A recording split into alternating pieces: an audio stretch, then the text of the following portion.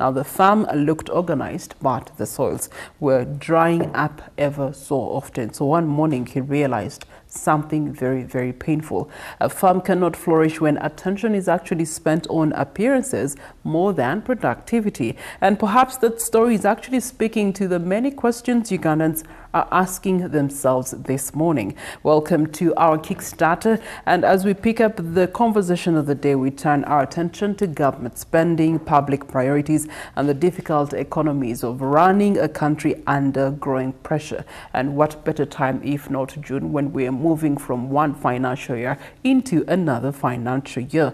Government having said the 2025-2026 budget would focus on economic transformation, efficiency, and value for money, yet concerns are remaining over spending on workshops, travel expenses for public servants, celebrations here and there, welfare contributions, and other administrative expenses that many are arguing actually consume resources needed for service delivery as well as job creation and industrialization. Now, in a move that has actually triggered nation debate, you do have the Permanent Secretary and the Secretary to the Treasury, and that is Ramadan Gobi, coming out to direct accounting officers to actually now stop public spending on celebrations, on ceremonies, on donations, on welfare contributions. As you were able to read through the Daily Monitor last week, in there they gave you a breakdown of the welfare expenses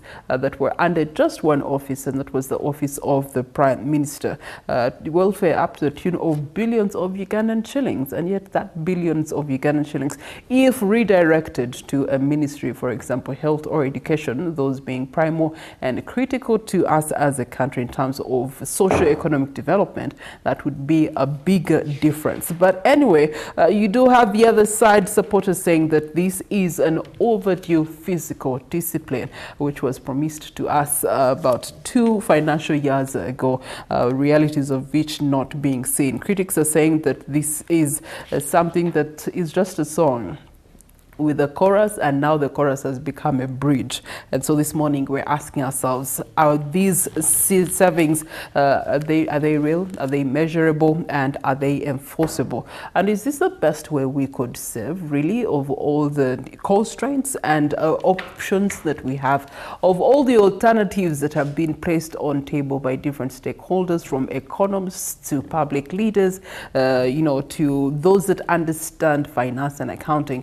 Is this really the best direction that we could have taken as a nation? To help us unpack this, we're being joined by Dr. Eli Twineo Kamjisha, who is an economist and a respected one, author and development policy analyst, and he's here to help us give us an extensive experience in economic transformation, competitiveness, and public finance. Dr. Eli, good morning to you, and Happy New Year. Happy New Month. Happy New Month. We last met each other before the new administration was in power. Before the new administration was in power. Yes. Good morning, viewers. I'm glad to be here. And when I hear you talk, this month is so important. And I was actually expecting that even the new cabinet list would come out in this month. But the president brought it earlier. Then this month has State of the Nation address, which is very good for the head of state giving performance, a review, presentation of the performance of the one whole financial year. Then that will be on 4th of June. On 11th of June, we will have the reading of the budget statement. In the past we would call it reading of the budget. These days we would not know the budget. The budget they would prepare final one. Yeah, final one. But now the budget, everybody, every agency, every ministry, everyone who depends on the government budget, especially from the consolidated account, they know what they will be receiving in the whole year. They know very well. So the budget has been made, agreed with the executive, which is the cabinet, with the parliament, and so Minister of Finance is ready with the budget. But what will happen is they read the statement on the 11th. And what happens with that is that, you know, the finance minister, as you know, is the head of state. So the head of state will read the budget statement on 11th. And in July, implementation will begin. And then, of course, this budget, new budget, will be implemented by the new team, the new cabinet,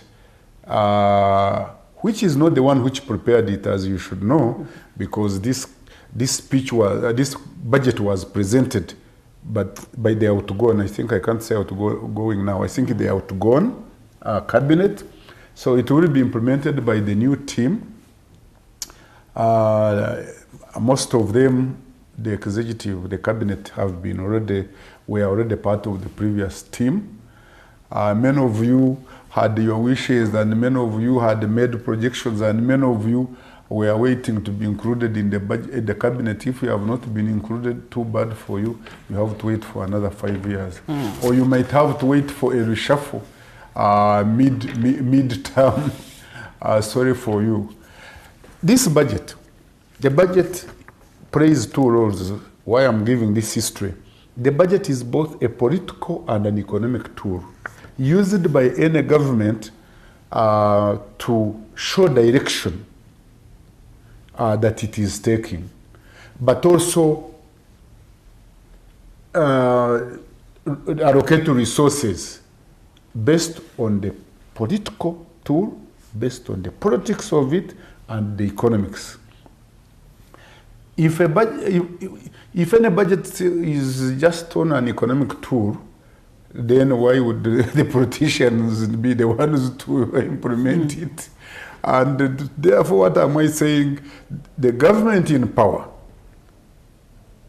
must ensure that the budget is aligned to their objectives, must ensure that what they promised in the campaign is in the budget. But of course, what the public is asking, he says, okay, we need value for money. They don't misuse our money. Get the right objectives. And when I was following the campaigns, what do you see? The party that won, and even those who did not win, all of us want to achieve development. All of us want to achieve economic growth.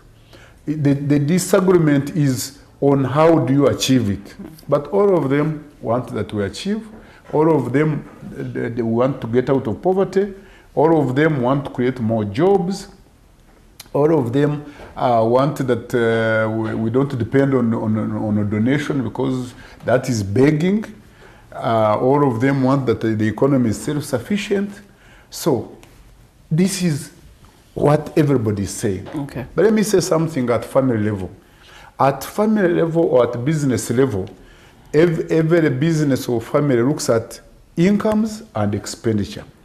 So we should expect that also government should look at critically at how they expect to raise money that they are going to use to run the economy, incomes and expenditure.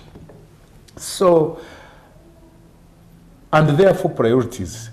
You see, when a business or a family is looking at the expenditures against the income, you look at the expenses. One, rent. Everybody must pay rent. You look at utilities. You look at groceries. Then you look at transport. I expect that everybody in a business or family must plan for transport, because they'll be moving either to look for raw materials or to look for products they sell in their business. But also family must move to go and work, or whether they are self-employed or they are employed. But then there are other expenses as you go down. Then you have loans, you have debt. Then you have savings. Yes. Then you need to invest. Yeah. And then discretionary expenditures. Discretionary expenditures, you want to eat out. You want to take out your friend. You want to go dancing. But you could have bought food at home. There's also the black tax. And there is also the black tax. And you have to support your families. You have to support your relatives. You have to support your faith and community. Their relatives, I pity the politicians, everyone is their child in where they were voted from. So this is how the family or business income and expenditure is. It should be the same for the government. But when the government is spending our money, we always say it is our money. We are looking at it. And we know that this is a developing country. We don't have enough money. So it is so important that critically we look at where we spend the money. Okay. All right, Dr. Eli, thank you so much for giving us that preamble into the discussion that we're going to be having here on our Kickstarter. Do stay with us. On government austerity new drive, especially when it comes to savings, and we are asking ourselves a poignant question: is it real? Is it actually symbolic? Earlier on, we had it from Dr.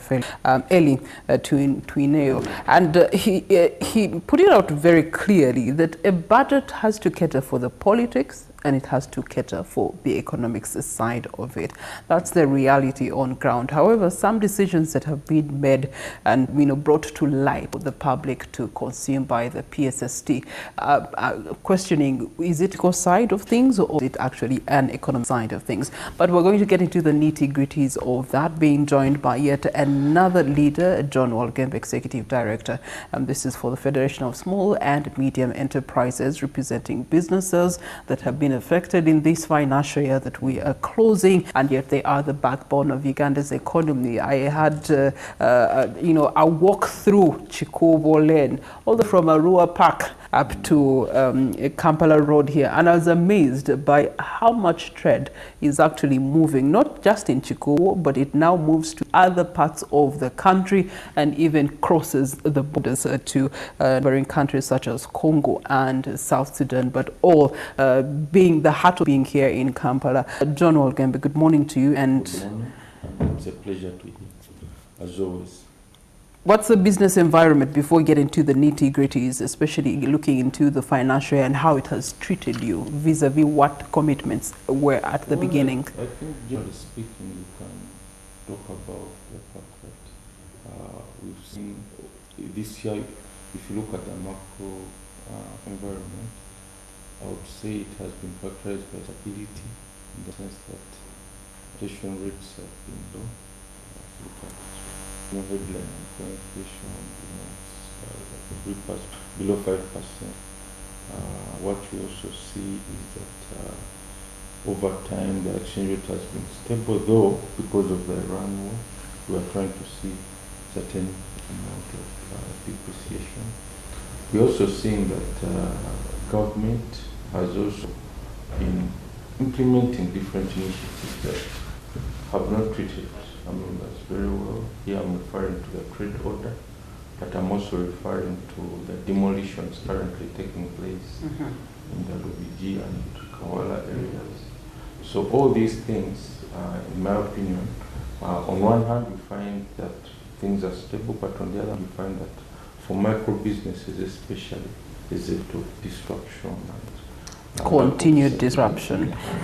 So that's the context in which the economy is at the moment. All right, Dr. Eli, as we were having the conversation with you, why do you think government is feeling compelled to issue a very interesting direction that we saw the PSST coming out to say and instruct accounting officers to hold spending on celebrations, on ceremonies, on donations, as well as welfare contributions funded by taxpayers, and more specifically to celebrations and ceremonies, things that come once a year, don't cost that much. If anything, the cost only goes into the tents and the chairs. I think he's trying to prudential financial management. I think he's trying to be given that we are a developing country and by nature we don't have enough money, and we know that the aid channels are dwindling, given what is happening in the world, in their own economies, I think it is time for Uganda as a country to ensure that they are frugal, to ensure value for money, to ensure that those activities that you spend on, like I said in the previous part, if it were a business, John's business, or a family, my family, you must be sure that you have a budget, you plan, and you must spend on those key priorities first before you come to discretionary expenditure. For example, in his view, and I think the general public view, is that there are some expenditures which are discretionary, lavish parties, lavish functions. When you have a national day, it is not about the tents, it is not about the food you serve. These people come from different parts of Uganda. You invite people. There are costs of transport, there are costs of per diem and maintenance and upkeep.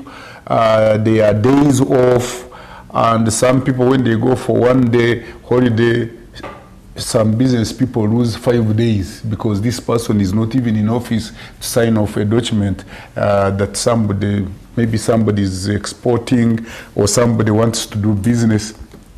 So planning for any day, any of those big days the PSSC is talking about, most staff could spend spend one whole week away from office. And that is before the event. Before the event. Even after and the even event. after, because they are tired, because they worked hard, they wanted some days off. So you find that government is losing about 1.5 weeks on a government employee, on their value in office. Then the money you waste on them, on the fuel, on the travel, on the per diem and upkeep that this person is given, but is not doing what would be seen by the business community as gainfully important to the private sector and to the economy. So it becomes discretionary expenditure when we are looking at incomes and expenditure. It's not a key expense. It's like when you eat out at home, when you have food, when you can cook, you have everything. It's when you decide that I don't want to cook, I want to eat food out. I'm tired of food from home. Sometimes you are buying even food which is poor for your diet. So it is the start. Some people have said that is very little money that you look at. I am looking or waiting to see which other places he has cut. I know because also the other big cost has been in capacity building and travel abroad. And this very PS has tried a lot to reduce that, to limit it to those who go to market Uganda, those who go to promote Uganda, those who go for activities that bring value to Uganda, that bring money to the private sector, and that bring money to the consolidated account. But also capacity building in different places. A chief executive, with now Zoom and e-learning and this, a chief executive leaves Uganda that travels to UK, South Africa, to Dubai. Where they can travel by artificial intelligence. Exactly. Okay. To spend the whole week, they are studying a course, not even organized, but by a very powerful institute, for example, of governance and management. And even when he comes back and you go to his office, governance is down. Even we have not added value. So those are some of the costs we have to be looking at. Okay. John, coming to the business community, how is the SMEs sector reading this announcement? Well, I'll speak for the private sector in general. I think that it's a good thing when government starts to cut down on expenditure, particularly when we look at the cost of public administration, which has been high. So in terms of events as a nation, if we think we can make some savings there, I think that's a good thing. But for us, it's not just an issue of austerity, it's also an issue of where do you reinvest the savings. And we are suggesting that government should reinvest the savings in critical areas. We have been talking about the issue of workspaces because we want to ensure that our businesses are organized. So for me, I would be more appreciative for government to say, no, we've saved this much money and we're investing it in this area to support our businesses. We are setting up a special fund to support businesses that have been disrupted through the trade order operations to ensure that they get back online. We are setting up a special fund to support businesses that have been disrupted because of enforcement in wetlands to ensure that they resuscitate the enterprises. So for me, it's a good thing, it's a good start. It shows that government is appreciative of the need to cut down on expenditure in unnecessary areas. And we're not saying that this expenditure is necessarily wasteful, because for a country like Uganda, these events help to create national cohesion. You know, because Uganda is, you know, it's a conglomeration of tribes and so on. So you need key national events that can bring the country together. So yes, doing it online I think is a good start, but we should also look at how can we build more national cohesion. That's one. Two, whatever savings we make, we need to ensure that we invest them in areas that we think will help boost the economy. Austerity on its own is not the magic bullet. You know, the EU tried this after the global financial crisis and it didn't work well. The experience on austerity generally has not been positive, more so if money is not put in the right areas. So what we are not saying government should just keep cutting. We're saying, no, this money should be used to boost the economy. If we cut down on the number of MPs, where should that money go? If we cut down on the number of districts, that money should go somewhere. We shouldn't just say, oh, we've saved it and that's it. No, we are saying invest it, because also the economy needs that injection of money, because when that money is spent, it's supporting businesses. You see, for those events, they are providers of tents, they are providers of food, there is transport refund, so cars are hired and so on. So those businesses are going to lose in the meantime. But we can only accept that pain if we believe that that money is going to be reinvested in something that's more productive and more useful. Okay, Dr. Eli was able to do some mathematics, and the money we're talking about is about, 27? 27, I think, billion. Closely. But like I said, it could be more if we look at the allowances that you give to the people, the time wasted.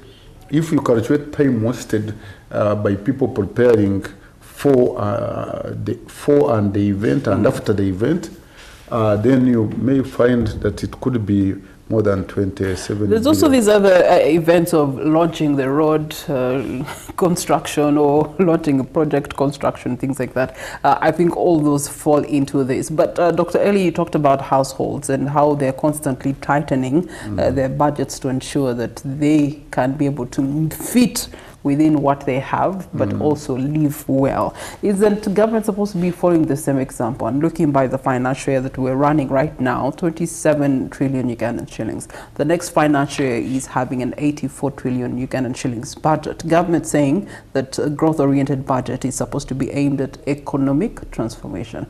And you were talking about the dynamics of the politics and the economic as tools of the budget process. But at the same time, we're having public concerns where it is centered not only on the size of the budget alone, but how government is actually spending this money. And so is that government genuinely supposed to be prepared to cut its own luxuries?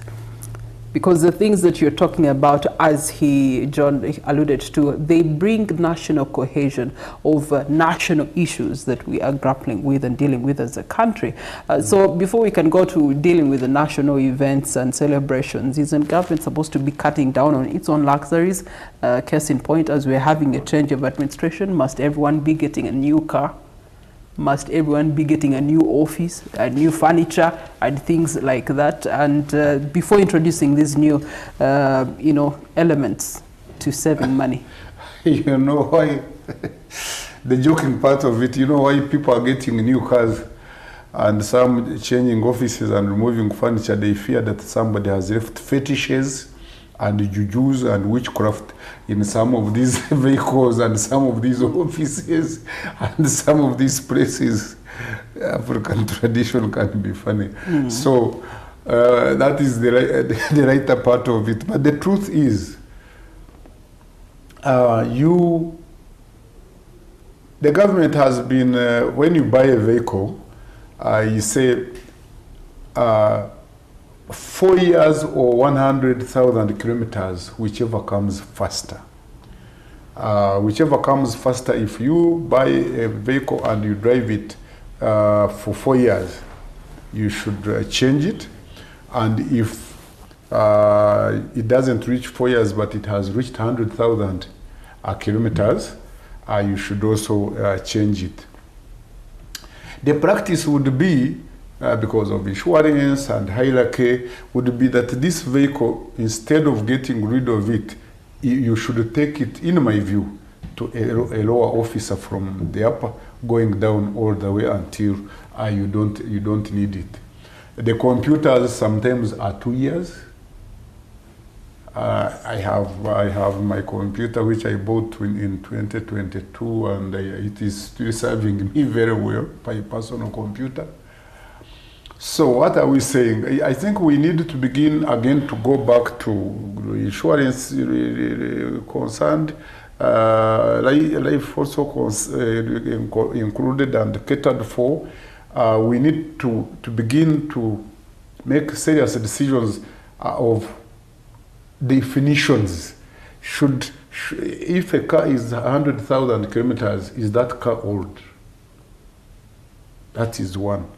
Then the other aspect related to that car, of course, gets service. In business, John knows, some people sell to you a vehicle at the cheapest, but it becomes expensive on servicing. Servicing is more expensive than the cost of actual acquisition. Then the cost of fuel. This discussion has been going and coming back. If you look at procurements, maybe in a year they could be 8 trillion or 10 trillion. And part of it will be buying fuel, part of it will be buying the vehicles, acquisition, and sometimes office. We need to make a decision. When you buy office furniture, really, how long should it last? When you buy a vehicle, how long can it last? But also the whole decision of, should government employees be given vehicles? Obviously, the head of state and ministers, I would be happy that they get what? They get those vehicles. If we extend it down, maybe we could also say permanent secretaries could be given vehicles. And I'm saying vehicle, maybe a vehicle, not vehicles. But then we said, going down and further down, could people now be given an allowance, a transport allowance, a transport refund? And if they want to buy a vehicle, they decide what quality of the vehicle they want. Doing that means that when that vehicle gets a problem, we can agree whether we give you half for service or you service it alone and we see. But the vehicle becomes your own vehicle. You see, what is everybody's is nobody's. Because when it is your own vehicle, you must make sure that it is motorable. Okay, yeah, so Dr. Eli, you're making reference to one vehicle, yes. but let's go down to the budget lines for different ministries. Ministry X will have that vehicle being bought at, say, 200 million Ugandan shillings. Ministry Y will buy the same vehicle with the same specifications at 400 million Ugandan shillings. And so the decentralized, procurement process could also be contributing to why we are here and asking ourselves these critical questions. It is a very good question, by the way, we need to talk about now that you remind me of that. Long ago, there used to be, is it a central tender board? There was a central tender board which was procuring for all the governments. The challenge then became maybe, it became laxed, it became slow. So the feeling was that we could have every ministry, every agency with their procurement unit. And that wouldn't have been a problem if what you are talking about is the issue. the challenge has been that you find the same vehicle, same model, same each Toyota model 2020, all specifications are the same. If 50 MDAs buy the same vehicle, the price is all different. And then you say, same year, it could be even the same period of months. Yes. So we need to work on that, because that is important. It means there is indiscipline. There is indiscipline by the MDAs when they are buying certain equipment, but also even furniture, but also renting offices. But also what you are saying, it goes into also construction. You find that if there is a building of maybe 5 floors which has been built, one says it is 15 billion, another one says it is 7 billion, another one will even tell you 25 billion. So you say, are these people buying materials from abroad? Okay, we're going to be coming back to you for recommendations on how a government can be able to do that, especially the Ministry of Finance and the accounting officers thereby. John, in your assessment, does government expenditure actually come before what we should be feeling as the impact of it to the wananchi, to the private sector? And I also want you to talk about it from the perspective of the unproductivity that you've realized economically when we are spending like this instead of the fruitfulness that you are making reference to. Yeah, no, I think we should be efficient as government.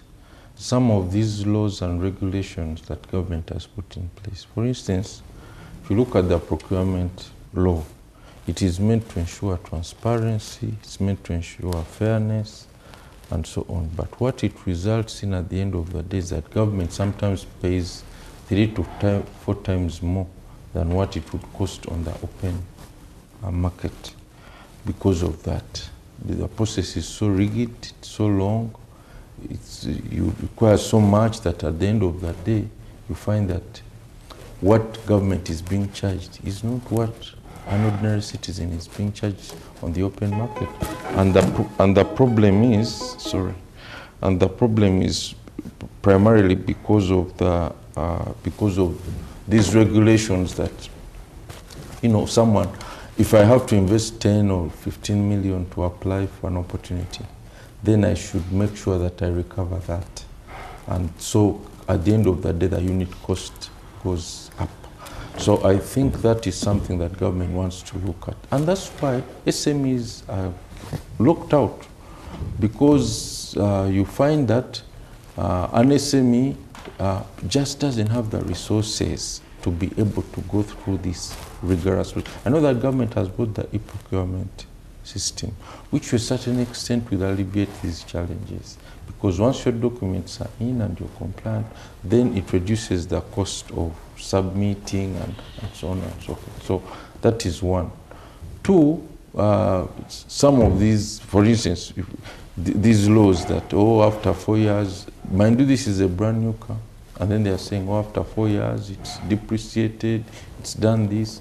And also because of disposal rules, I don't know if you pass by government ministries, if you go to the Ministry of Health, there are cars parked there that people will be willing to pay for on the open market, but they are parked there until they become scrap, because no one wants to say, you didn't follow procurement rules and so on. So a car has a small problem, they just park it, and next financial year they order a new one. So there's also wastage within government in the way they do things. It's wastage, they don't really care. So that's why I would agree with the model of saying that in this day and age, the taxpayer shouldn't bear the burden of buying you a car. And let us give you some modest amount, not 100 million certainly, but we can give you a certain amount of money. We say, from this position, we give you 15 million, and after that you top up, and then when you leave, you go with the car. That might be a better way than us trying to maintain a pool of vehicles, and these vehicles are misused. You see them over the weekend, fetching charcoal, firewood, Sometimes you find bricks on our car being taken to construction ambulances sites. have charcoal. See? So this wastage, I think, is something that we also want to rein in, so that we are more careful with the way that publics, and we need to emphasize, that's why they are called public servants, but unfortunately they think they are public bosses. They think they are in charge and they are doing us a favor. It was clear, civil service, public servants, because you're serving us. So I think we need to make sure that we give our servants good conditions, but we don't create a scenario where they misuse our resources, and at the end of the day, it's not beneficial. Okay. From what both of you have submitted, it brings into the argument the elements of corruption, and corruption is not so much the money that we see being dished out or misused outside or after the processes are done and dusted. Perhaps the corruption is in the processes as they are being done. Let's talk about that as a way of government, tightening some of those loopholes and ensure that there's fiscal discipline moving forward. Dr. Eli? Like John said, when the government came up with the procurement rules, the procurement law, and the rules and regulations, the purpose was transparency, fairness, accountability, and value for money. And the condition in government is the lowest bidder. Best evaluated, but if you are the lowest bidder and you can provide the right services, you should be the one selected. If we were following that in that way, again, we must be mindful of time, that time value of money is also, time is of essence. Would save money, government money, by buying the right product at the least price. Of course, unfortunately, from the business angle, how do you get a very good, magnificent apartment in the center of town at the lowest price? That is another argument which could be philosophical for another day. But the most important thing is, are we getting value for money? And is time of essence, because then we want to finish this. You had people complaining that the parliament has never been finished, yet it was started on a long time ago, the parliament building. And it has a budget line every financial year. And it has a budget line every year, and we have the numbers, and then you have to be renting for them outside of the building, yet you could finish our building, and the people use this government building, the parliament building, the parliament house. So speed is important. Time is of essence in procurement, as they say, and the value for money is important. So when you combine all this, sometimes then people say, why is time not being of essence and the value for money not being observed? And then people sometimes say that some people deliberately delay the process because you have delayed to accept to their terms and conditions which are not written in the contract. That somebody is holding the file under the table when the file was actually approved, you were approved the best bidder, the best evaluated bidder, and therefore you should be serving. Somebody takes 2 months. Takes 2 months without what? Without giving you the contract, because in summary, he wants you to give him a commission. How does the head of a government agency or a procurement person in the ministry or who commissioner get what? Get a commission? Is he or she part of the business? Maybe because they are commissioner, they get a commission. No, because commissions are earned in the process of business. When I do business and I'm your agent, or I am selling I worked somewhere in the world and I never earned a salary. I only worked on commission. So on that note, John, if you know, the leaders that we, especially in finance, economic development and planning, are with us this morning, watching us this morning, what would be the priorities you would recommend they look into in terms of expenditures if they are doing rationalization fast? Well, I think they have started well. Because PSSC said we are saving this money and we are putting it under the ATMs.